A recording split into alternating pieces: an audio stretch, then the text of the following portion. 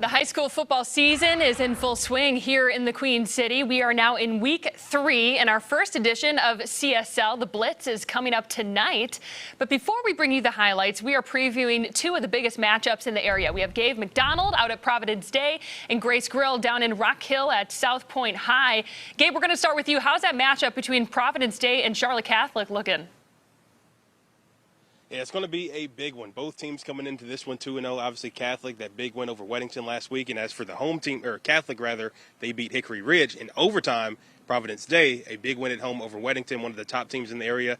This matchup is going to be a huge one, a big measuring stick for both programs, honestly, as they head into the latter part of the season. Obviously, Providence Day, a lot of question marks surrounding them. Can they go back-to-back after winning that state championship last year? Looking to, just come out strong and hopefully, be able to limit those turnovers, limit some mistakes that have kind of hindered them in the past couple of weeks. Obviously, they've been able to get over those, but the main thing is just focusing on the little things. But as for what head coach Chad Gritter has learned about his team, he says he's learned that they've, really come together. They've shown some maturity. And here's what he had to say earlier when I caught up with him.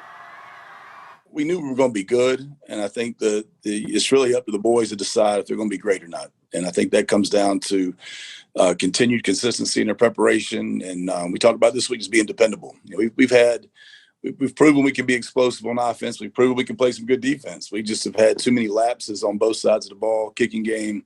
It's early in the season. It's to be expected a little bit, but we pride ourselves really on being disciplined and doing little things right. And in these kind of matchups, it's going to be that discipline and those little things that's going to be key. When you have 2 high-powered teams, it's always going to come down to, who makes the less mistakes and honestly who has the ball last. This could be one of those games that we see go back and forth. It could go down to the final whistle, so it's going to be a great matchup. Obviously, a huge measuring stick for both programs early in the season. Both of them obviously coming in ranked, and hopefully one of them will escape tonight going 3-0. We'll have much more coming up from this game throughout the evening leading up to kickoff at 7 o'clock. For now, live at Charlotte Catholic, Gabe McDonald for Queen City News. Yeah, Morgan? Sounds like that one's going to be a thriller. Thanks, Gabe. And we're going to continue with Grace Grill and Rock Hill with the 4A defending champions. Grace Stallions really picking up right where they left off last season, it sounds like.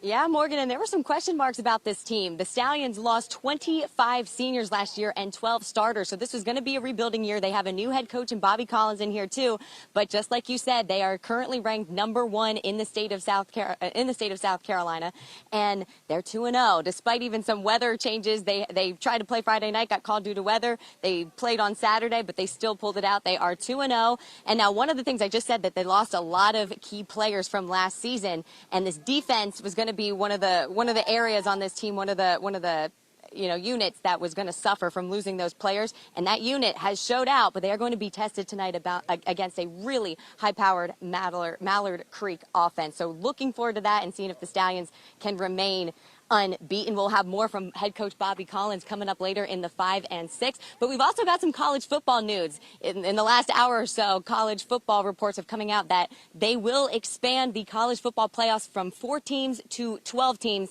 So that's exciting stuff, and I'm sure more information to follow on that. We'll have more coming up later in 5 and 6, and of course tonight on The Blitz. Morgan? All right, Grace, a lot of sports topics covered tonight. Thanks so much.